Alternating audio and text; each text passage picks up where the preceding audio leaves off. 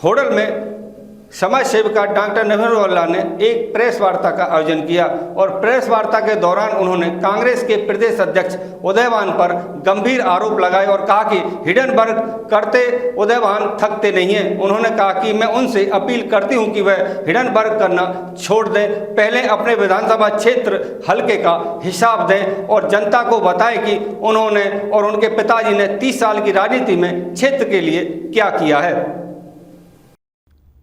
समाज सेविका डॉक्टर नवीरुल्लाह ने कांग्रेस प्रदेश अध्यक्ष उदयभान के बारे में बोलते हुए कहा कि प्रदेश अध्यक्ष ने होडल क्षेत्र में क्या किया है, अपने क्षेत्र के लिए पहले इसका हिसाब दे। आज हमारा क्षेत्र विकास की दृष्टि से हरियाणा की 90 विधानसभाओं में 50 साल पीछे है, जिसमें से 30 साल आपके खाते में आते हैं। बताएं आपने क्षेत्र के लिए क्या किया है। उन्होंने बताया कि जो हरियाणा कांग्रेस अध्यक्ष उदयभान का मोहल्ला है, कभी उसमें भी जाकर देखो कि आपके पड़ोसी लोग किस नरकीय परिस्थितियों में जीवन व्यतीत कर रहे हैं। लोग गंदी नालियों और कूड़े के ढेरों पर जीवन जीने को मजबूर हो रहे हैं। डॉक्टर नवीरुल्लाह ने कहा कि उदयभान तो केवल सत्ता का सुख भोगने के लिए उत्सुक रहते हैं। गरीबों किसानों की आवाज को उदयभान ने कभी नहीं उठाया, बल्कि यमुना किनारे की सामलादेह की 400 एकड़ जमीन हड़प ली। रोहल्ला ने कहा कि जब कांग्रेस की हरियाणा में सरकार थी तब उनका प्रोजेक्ट था कि गांव-गांव बायोगैस प्लांट लगाए जाएंगे। उदयभान बताए कि उन्होंने कितने लगवाए हैं। उन्होंने कहा कि उदयभान कहते हैं कि आज बेरोजगारी चरम सीमा पर है, परंतु उन्होंने भी तो कभी किसी दलित गरीब को रोजगार दिलवाने का कोई प्रयास नहीं किया।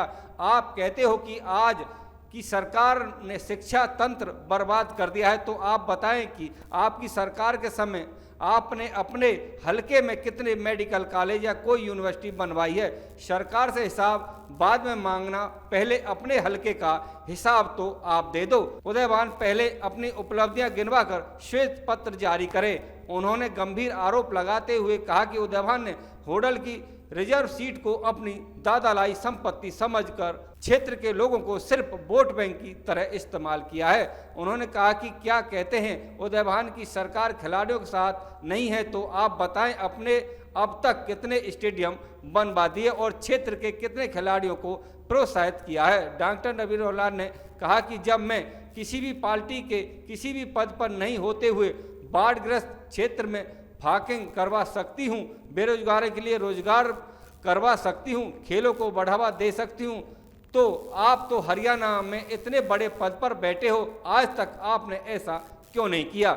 आपकी तो वर्तमान विधायक जगदीश नायर के साथ सांठगांठ है कि बारी बारी से विधायक बनते रहो और होडल की भोली भाली जनता को लूटते रहो। उन्होंने कहा कि उदयभान को तो देश के उपराष्ट्रपति पद की गरिमा का भी ख्याल नहीं है। जो उन्होंने अपशब्द कहे थे कि टूटी हुई खाट और झुका हुआ जाट किसी काम का नहीं है।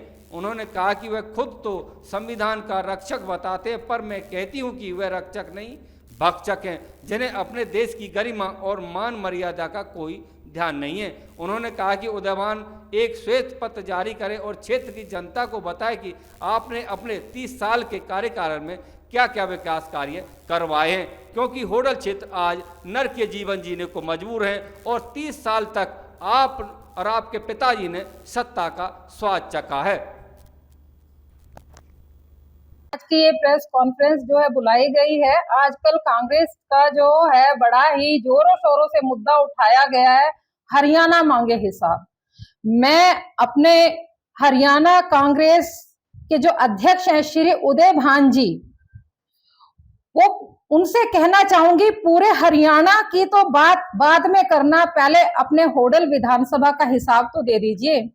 आप बहुत हिंडनबर्ग करते रहते हैं, परंतु आपने कभी अपने विधानसभा की तरफ नजर उठा के देखी है? आज हमारी विधानसभा बाकी विधानसभाओं के मुकाबले लगभग 50 साल जो है पीछे चल रही है विकास की दृष्टि से, जिसमें कि 30 साल उदयभान जी आपके खाते में आते हैं। 2 बार आपके पिताजी विधायक रह लिए और 4 बार आप खुद, यानी 6 योजना 30 साल। आप बताइए कि आपने क्या किया? पूरे हरियाणा की बात तो छोड़िए, अपने हलके के लिए क्या किया आपने? उन लोगों के लिए क्या किया जिनकी बदौलत आप 4 बार विधायक रहे हैं और हरियाणा कांग्रेस के प्रदेश अध्यक्ष बने हैं?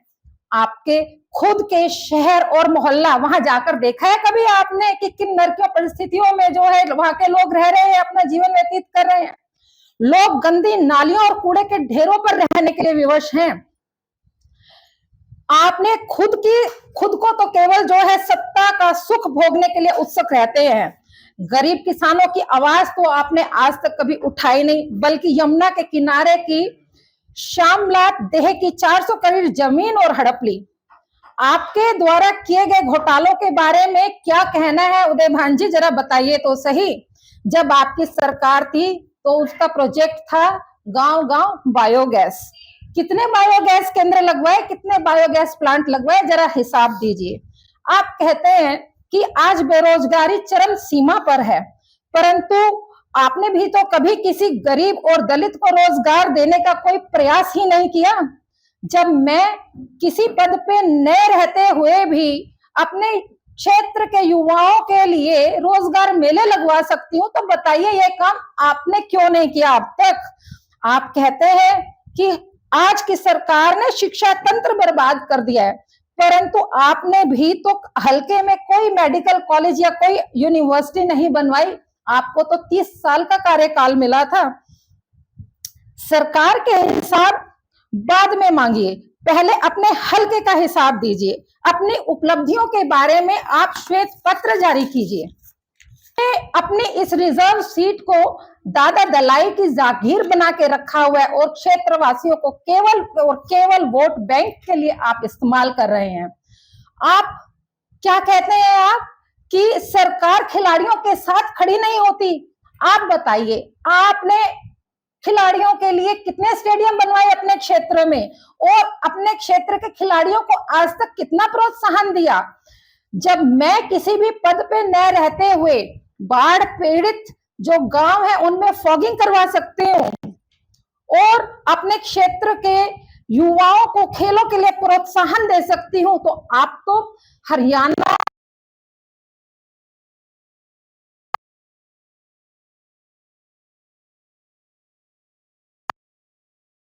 है कि बारी बारी से विधायक बन के आ जाते हैं। एक बार तुम आ जाओ, एक बार मैं आ जाता हूं और क्षेत्रवासियों को एक साजिश के तहत लूटने का काम आप कर रहे हैं। हाँ, क्या कहा था आपने हमारे देश के उपराष्ट्रपति माननीय जगदीश धनखड़ जी के बारे में कि टूटी खाट और झुका जाट किसी काम के नहीं होते। आप तो अपने आप को संविधान का रक्षक बताते हैं। मुझे तो लगता है आप संविधान के रक्षक नहीं भक्षक हैं। आपको तो जो है गरिमा, किसी पद की गरिमा क्या होती है, मान मर्यादा क्या होती है, आपको तो उसका भी ज्ञान नहीं है। मैं प्रदेश अध्यक्ष श्री उदय भान जी से कहती हूँ, कृपया वे श्वेत पत्र जारी करके अपने कार्यकाल की उपलब्धियां गिनवाएं। आज होडल की जनता आपसे हिसाब मांग रही है। मैं अपील करना चाहूंगी, चुनावों की तैयारी में जितने भी प्रत्याशी लगे हुए हैं, यदि वे होडल की जनता से प्रेम करते हैं, चाहे वो हरिंदर जी है, चाहे ममता जी है, चाहे कनकलता जी है, चाहे जो है वो जेजेपी के या इनेलो के से प्रत्याशी हैं, यदि होडल की जनता से प्रेम करते हैं तो आज अपने होडल विधानसभा का हिसाब मांगिए इनसे कि इन दोनों विधायकों ने क्या किया अपने क्षेत्र के लिए आज तक। धन्यवाद।